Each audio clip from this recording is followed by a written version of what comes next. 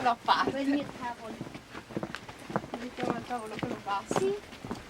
Come va bene? No, non più. Quello basso.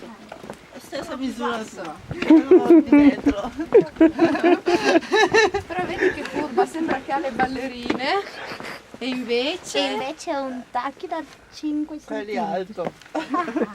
Bello. Che curva, no, Che che anch'io queste qui intelligente. le ho prese lì da scout. Noi non sono furba, adesso sono intelligente perché guarda che...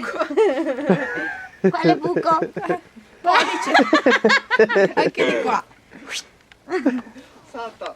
Scusa, è un peccato buttarle, almeno le uso ancora un po'. Con la gonna no, però.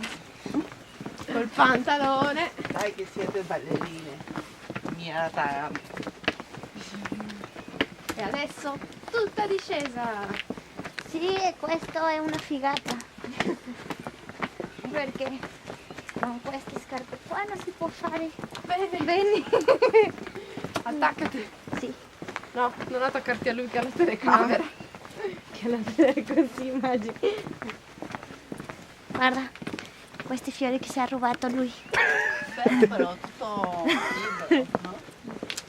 Eh sì, qui è solo pedonale, poi più in basso inizia la strada, ma comunque strada chiusa, arriva è solo per quelli che abitano qua vicino. È bello. Poi la sera vedi si illumina. Questo muraio qua è vecchio.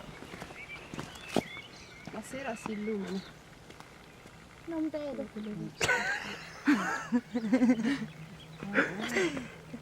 Vabbè, solo erba.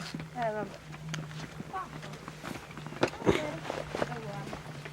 Ah, non lo riesco a guardare. No, neanche. Tranquillata. Che bello, potremmo venire qua a fare il picnic. Scavalchiamo. Le cose con la corda. Piove, Qui una foto. Sì. Cosa? Ho detto se piove siamo vicino a casa. Va bene. Così facciamo picnic qui. Guarda, c'è le fiori.